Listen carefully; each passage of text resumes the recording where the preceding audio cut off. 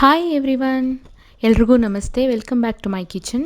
ಇವತ್ತು ನಾನು ಕೆಸುವಿನೆಲೆಯ ಪತ್ರೊಡೆ ಇದನ್ನು ಹೇಗೆ ಮಾಡೋದು ಅಂತ ತೋರಿಸ್ಕೊಡ್ತಾ ಇದ್ದೀನಿ. ಇದು ಮಲೆನಾಡು ಮತ್ತು ಕರಾವಳಿ ಕರ್ನಾಟಕದಲ್ಲಿ ಬಹಳ ಒಂದು ಫೇಮಸ್ ಆಗಿರುವಂಥ ತಿಂಡಿ. ಸಾಮಾನ್ಯವಾಗಿ ಎಲ್ಲರೂ ಬಹಳ ಇಷ್ಟಪಡ್ತಾರೆ ಆ ಕಡೆ. ಸೊ ಅದನ್ನು ಹೇಗೆ ಮಾಡೋದು, ಕೆಸುವಿನೆಲೆ ಸಿಗದೇ ಇದ್ದರೆ ಬೇರೆ ಯಾವ ಎಲೆಯನ್ನು ಬಳಸಿ ಅದನ್ನು ಮಾಡಬಹುದು, ಇದೆಲ್ಲ ವಿವರಣೆಯನ್ನು ನಾನು ಈ ವಿಡಿಯೋದಲ್ಲಿ ತೋರಿಸ್ಕೊಡ್ತಾ ಇದ್ದೀನಿ. ಮೊದಲಿಗೆ ಅದಕ್ಕೆ ಬೇಕಾಗಿರುವ ಹಿಟ್ಟು ಮಾಡ್ಕೊಳ್ಳೋದಕ್ಕೆ ನಾನು ಪ್ರಿಪ್ರೇಷನ್ ಮಾಡ್ತಾಯಿದ್ದೀನಿ. ಇದಕ್ಕೆ ನಾನು ಕುಕ್ಕರ್ ಕಪ್ ಅಳತೆಯಲ್ಲಿ 4 ಕಪ್ ಆಗುವಷ್ಟು ದೋಸೆ ಅಕ್ಕಿನ ಬಳಸ್ತಾ ಇದ್ದೀನಿ. ಈ ಥರ ಯಾವುದೇ ತಿಂಡಿಗಳು ಮಾಡೋದಾದರೆ ನಾವು ಅಕ್ಕಿ ಕಡುಬಾಗಲಿ ಅಥವಾ ಈ ಥರ ಪತ್ರೊಡೆಗಳಿಗೆ ಆದಷ್ಟು ಸೋನಾ ಮಸೂರಿ ಬದಲು ನಾವು ಅನ್ಪಾಲಿಶ್ಡ್ ರೈಸ್ ಅಥವಾ ಈ ಥರ ದೋಸೆ ಅಕ್ಕಿಗಳನ್ನು ಹಾಕಿದ್ರೆ ತುಂಬ ಚೆನ್ನಾಗಿ ಬರುತ್ತೆ. ಜೊತೆಗೆ 1 ಚಮಚ ಆಗುವಷ್ಟು ಮೆಂತೆ, ಆಮೇಲೆ ಇದನ್ನು ಚೆನ್ನಾಗಿ ತೊಳ್ಕೊಳ್ತಾ ಇದ್ದೀನಿ. 1-2 ಸರಿ ಇದನ್ನು ಚೆನ್ನಾಗಿ ತೊಳೆದಿಟ್ಕೊಂಡು ಆಮೇಲೆ ಇದನ್ನು ನೆನೆಯೋದಕ್ಕೆ ಬಿಡಬೇಕು. ನೆನೆಯೋದಕ್ಕೆ ಮೊದಲು ನಾನು ಇದಕ್ಕೆ ಹುಣಸೆ ಹಣ್ಣನ್ನು ಹಾಕ್ಕೊಳ್ತೀನಿ. ಬೇರೆ ಮಸಾಲೆ ಪದಾರ್ಥಗಳನ್ನು ಇದಕ್ಕೆ ಬಳಸ್ತೀನಿ, ಅದನ್ನು ರುಬ್ಬುವಾಗ ಹಾಕ್ಕೊಳ್ತೀನಿ, ಆವಾಗ ತೋರಿಸ್ತೀನಿ. ನೆನೆಸೋದಕ್ಕೆ ಅಕ್ಕಿ, ಮೆಂತೆ ಮತ್ತು ಹುಣಸೆ ಹಣ್ಣು ಇದಿಷ್ಟು ಹಾಕಿಬಿಟ್ಟು ಒಂದು 3-4 ಗಂಟೆಗಳ ಕಾಲ ನೆನೆಯೋಕ್ಕೆ ಬಿಡೋಣ. ಇದನ್ನು ಈಗ ಅಷ್ಟು ನೆಂದಾಗಿದೆ, ಇದು ಚೆನ್ನಾಗಿ ನೆಂದಿದೆ. ಇವಾಗ ಹುಣಸೆ ಹಣ್ಣು ಕೂಡ ನೆಂದಿದೆ. ನೆಕ್ಸ್ಟ್ ನಾವು ಇದನ್ನು ರುಬ್ಕೋಬೇಕು. ರುಬ್ಕೊಳ್ಬೇಕಾದ್ರೆ ನಾವು ಇದನ್ನು ನಾನು 2 ಪೋರ್ಷನಲ್ಲಿ ರುಬ್ಕೊಳ್ತೀನಿ. ಇದಕ್ಕೆ ಬೇಕಾಗಿರುವಂಥ ಮಸಾಲೆ ಪದಾರ್ಥಗಳನ್ನು ಕೂಡ 2 ಭಾಗ ಮಾಡಿಕೊಂಡು ಹಾಕ್ಕೊಳ್ತೀನಿ. ಹಾಗೆ ನೀರನ್ನು ಸ್ವಲ್ಪ ಕಡಿಮೆ ಹಾಕ್ಕೊಂಡು ನಾವು ಇದನ್ನು ಗಟ್ಟಿ ಹದದಲ್ಲಿ ರುಬ್ಕೊಂಡ್ರೆ ಚೆನ್ನಾಗಾಗುತ್ತೆ. ಖಾರಕ್ಕೆ ಒಣಮೆಣಸು ನೀವು ನೋಡ್ತಾ ಇದ್ದೀರಲ್ಲ, ನಾನು ಸ್ವಲ್ಪ ಜಾಸ್ತಿನೇ ಬಳಸ್ತಾ ಇದ್ದೀನಿ ಇದಕ್ಕೆ. ಹುಣಸೆ ಹಣ್ಣು, ಮೆಣಸು, ಆಮೇಲೆ ಧನಿಯಾ 1-2 ಟೀ ಚಮಚ, ಹಾಗೆ ಜೀರಿಗೆ 1 ಟೀ ಚಮಚ ಹಾಕಿದ್ದೀನಿ. ಜೊತೆಗೆ ಬೆಲ್ಲ ಸ್ವಲ್ಪ ಹಾಕ್ಕೊಳ್ತೀನಿ, 2 ಟೇಬಲ್ ಚಮಚ ಆಗುವಷ್ಟು. ಅರಿಶಿನ ಸ್ವಲ್ಪ, ತೆಂಗಿನಕಾಯಿ ತುರಿ ಜಾಸ್ತಿ ಬಳಸಿದಷ್ಟು ಚೆನ್ನಾಗಿರುತ್ತೆ. 1 ಕಪ್ ಇಟ್ಕೊಂಡಿದ್ದೀನಿ, ಅರ್ಧ ಕಪ್ ಇವಾಗ ಹಾಕ್ಕೊಂಡಿದ್ದೀನಿ.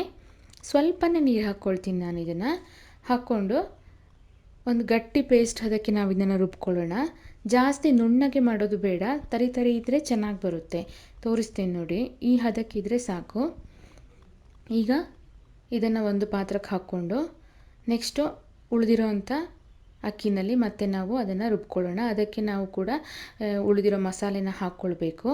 ತೋರಿಸ್ತೀನಿ ನಾನು. ಈ ಹಿಟ್ಟನ್ನು ರುಬ್ಬಿ ನೀವು ತಕ್ಷಣವೂ ಮಾಡ್ಬೋದು, 1-2 ಗಂಟೆ ಇಟ್ಟು ಸಹ ಮಾಡ್ಬೋದು, ಓವರ್ನೈಟ್ ಇಟ್ಟು ಮಾಡ್ಬೋದು. 3 ಥರನೂ ಮಾಡಿದ್ದೀನಿ ನಾನು. ಎಲ್ಲದರಲ್ಲೂ ಚೆನ್ನಾಗೇ ಬರುತ್ತೆ. ಉಳಿದಿರೋ ಕಾಯಿ ಹಾಕ್ಕೊಳ್ತಾ ಇದ್ದೀನಿ, ಮತ್ತು ಬೆಲ್ಲ ಸ್ವಲ್ಪ, ಮತ್ತು ಒಣಮೆಣಸು ಹಾಕ್ಕೊಳ್ಬೇಕು, ಉಪ್ಪು ಹಾಕ್ಕೊಳ್ಬೇಕು.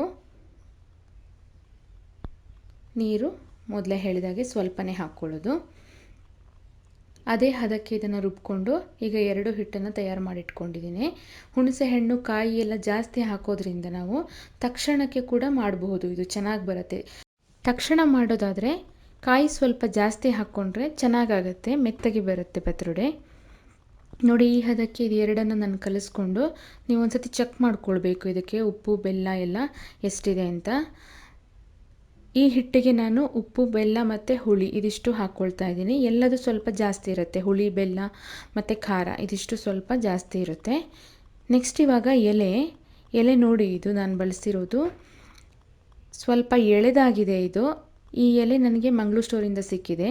ಸಾಮಾನ್ಯ ಈ ಎಲೆ ತುರ್ಸತ್ತೆ ಅಂತ ಹೇಳ್ತಾರೆ. ಆವಾಗ ನೋಡಿ, ಈ ಹಿಂದಿನ ಭಾಗ ಇದೆಯಲ್ಲ, ಅದನ್ನು ಸ್ವಲ್ಪ ನಾವು ಈ ಥರ ಕಟ್ ಮಾಡಿ ತೆಕ್ಕೊಳ್ಬೇಕು. ಇಷ್ಟು ಎಳೆತು ಇದ್ದರೆ ತೆಗೆಯೋದು ಬೇಕಾಗಿಲ್ಲ, ಸ್ವಲ್ಪ ಬಲ್ತಿದ್ರೆ ನೀವು ತೆಗಿಲೇಬೇಕು.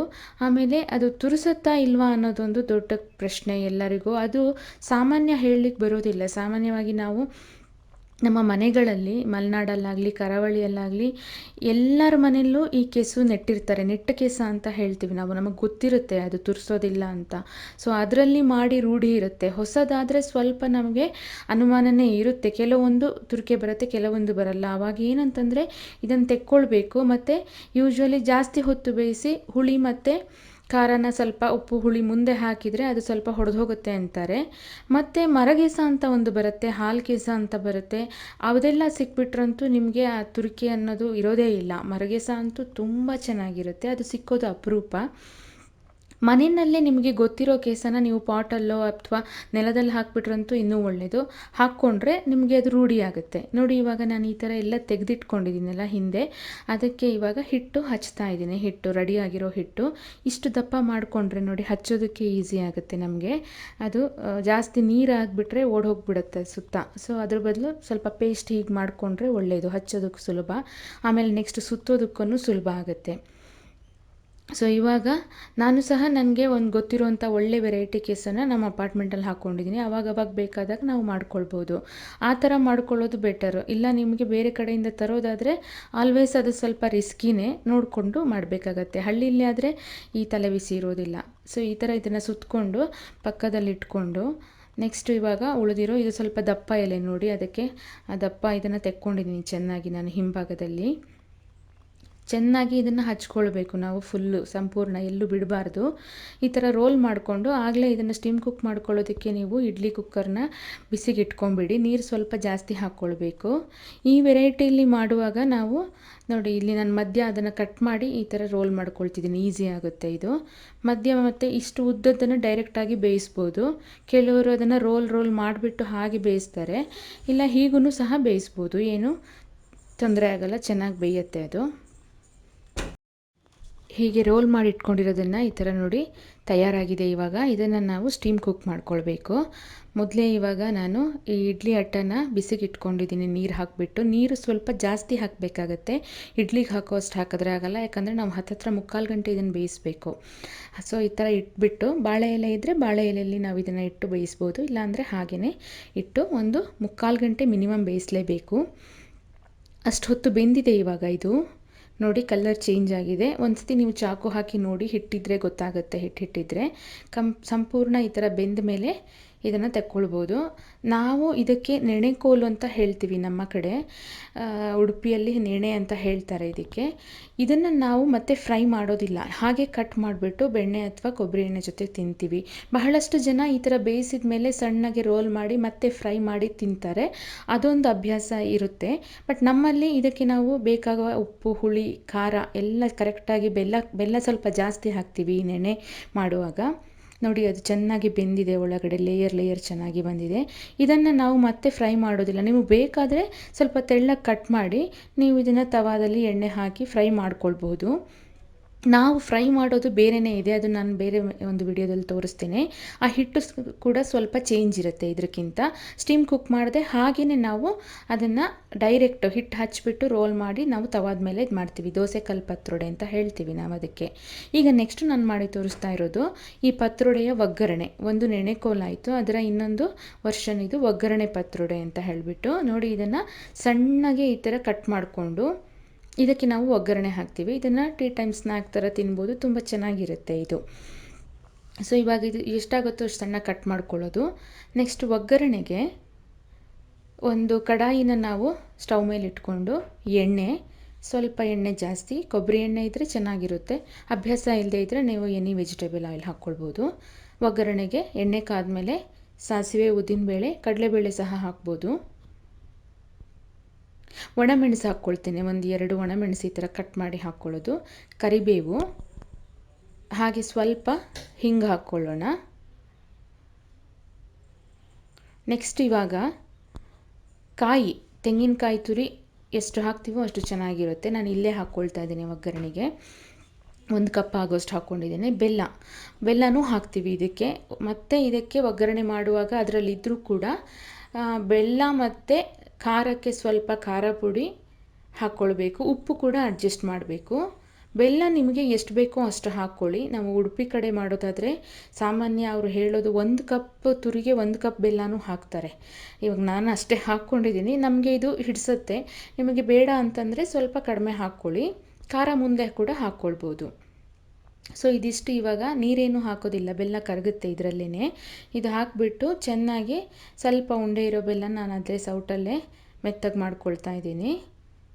ಇದಿವಾಗ ಎಲ್ಲ ಮಿಲಾಗತ ಆದ್ರ ಮೇಲೆ ನಾವು ಸಣ್ಣಗೆ ಕಟ್ ಮಾಡ್ಕೊಂಡಿರೋಂಥ ಈ ಕೆಸುವಿನೆಲೆ ಪತ್ರೊಡೆ ಪೀಸಸ್ ಇದೆಯಲ್ಲ ಅದನ್ನು ಹಾಕಿ ಮಿಕ್ಸ್ ಮಾಡೋದಷ್ಟೇ.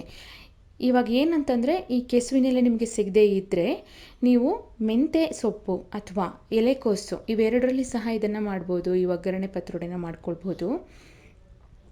ಈಗ ನಾನು ಈ ಹೆಚ್ಚಿರುವಂಥ ಇದನ್ನು ಹಾಕ್ಕೊಂಡು ಒಂದು ಸತಿ ಚೆನ್ನಾಗಿ ಇದನ್ನು ಮಿಕ್ಸ್ ಮಾಡಬೇಕು. 2 ಸೌಟನ್ನ ಬಳಸಿ ನಾನು ಮಸಾಲೆ ಅದು ಕಂಪ್ಲೀಟ್ ಅದಕ್ಕೆ ಸೇರಿಕೊಳ್ಬೇಕು. ಹುಳಿ, ಖಾರ ಮತ್ತು ತೆಂಗಿನಕಾಯಿ ಹಾಕಿದ್ದೀವಲ್ಲ ಅದೆಲ್ಲ ಸೇರೋ ತನಕ ಚೆನ್ನಾಗಿ ಮಿಕ್ಸ್ ಮಾಡ್ತೇನೆ. ಮೇಲಿಂದ ಇದಕ್ಕೆ ಸ್ವಲ್ಪ ಕೊಬ್ಬರಿ ಎಣ್ಣೆ ಹಾಕಿದರೆ ಚೆನ್ನಾಗಿರುತ್ತೆ, ಹಾಕ್ಕೊಳ್ಬೋದು. ಈ ಮೆಂತ್ಯ ಸೊಪ್ಪು ಮತ್ತು ಎಲೆಕೋಸು ಹೇಳ್ತಾ ಇದ್ನಲ್ಲ, ಆ 2 ಎಲೆಗಳನ್ನು ನೀವು ಸಣ್ಣಗೆ ಕಟ್ ಮಾಡಿಕೊಂಡು ಹಿಟ್ಟು ಸ್ವಲ್ಪ ಗಟ್ಟಿ ಮಾಡ್ಕೊಳ್ತೀರಲ್ಲ, ಈ ಹಿಟ್ಟು ನಾನು ಹೇಳಿದ್ದೀನಲ್ಲ, ಆ ಹಿಟ್ಟಿಗೆ ಮೆಂತ್ಯದಾದರೆ ಮೆಂತ್ಯದು, ಇಲ್ಲ ಕ್ಯಾಬೇಜ್ದಾದರೆ ಕ್ಯಾಬೇಜ್ದು ಸಣ್ಣ ಸಣ್ಣ ಚೂರನ್ನು ಹಾಕಿಬಿಟ್ಟು ಮಿಕ್ಸ್ ಮಾಡಿ ನೀವು ಅದನ್ನು ಸ್ಟೀಮ್ ಕುಕ್ ಮಾಡೋದು. ಒಂದು ತಟ್ಟೆಯಲ್ಲಿ ಹಾಕಿ ಅಥವಾ ಬಾಳೆ ಎಲೆಯಲ್ಲಿ ಹಾಕಿ ಸ್ಟೀಮ್ ಕುಕ್ ಮಾಡಿ ಅದು ಪತ್ರೊಡೆ ಥರ ಬೇಯುತ್ತೆ. ಅದನ್ನು ಆಮೇಲೆ ಸಣ್ಣಗೆ ಕಟ್ ಮಾಡಿ ಈ ಥರ ಮಾಡ್ಕೊಳ್ಬೋದು. ಟೇಸ್ಟ್ ಚೆನ್ನಾಗೇ ಇರುತ್ತೆ. ಅದು ಸಿಕ್ಕಿಲ್ಲ ಅಂದರೆ ಅದರಲ್ಲಿ ಮಾಡ್ಬೋದು. ಕೆಲವರು ಪಾಲಕ್ ಎಲೆನಲ್ಲೂ ಸಹ ಮಾಡ್ತಾರೆ. ಸೊ ಕೆಸುವಿನೆಲೆ ಇಲ್ಲ ಅಂತ ಪತ್ರೊಡೆ ಮಾಡೋಕ್ಕಾಗಲ್ಲ ಅಂತ ಬೇಜಾರು ಮಾಡ್ಕೊಳ್ಳೋದು ಬೇಡ. ಈ 3 ವೆರೈಟಿ ನಿಮಗೆ ಅದರಲ್ಲಿ ಮಾಡಿ ನೋಡಬಹುದು. ನೋಡಿ, ಇವಾಗ ಒಗ್ಗರಿಸಿದ ಪತ್ರೊಡೆ ತಯಾರಾಗಿದೆ. ಇದು ತುಂಬ ಚೆನ್ನಾಗಿರುತ್ತೆ. ಕಾಫಿ ಅಥವಾ ಟೀ ಜೊತೆ ಸಂಜೆಗೂ ಆಗುತ್ತೆ, ಇಲ್ಲ ಬೆಳಗಿಗೂ ಸಹ ಮಾಡ್ಕೊಳ್ಬೋದು. ಈ ಥರ ನೋಡಿ, ಈ ಕ್ರಮದಲ್ಲಿ ನೀವು ಈ ಪತ್ರೊಡೆಯ 2 ವಿಧದಲ್ಲಿ ನಾನು ತೋರಿಸಿದ್ದೇನಲ್ಲ ಅದನ್ನು ಮಾಡಿ ನೋಡಿ. ಹೇಗೆ ಬಂತು ಅಂತ ತಿಳಿಸಿ. ಇಷ್ಟ ಆದರೆ ಲೈಕ್ ಮಾಡಿ, ಶೇರ್ ಮಾಡಿ, ಹಾಗೆ ನನ್ನ ಚಾನಲ್ನ ಸಬ್ಸ್ಕ್ರೈಬ್ ಮಾಡ್ಕೊಳ್ಳಿ. Thank you for watching.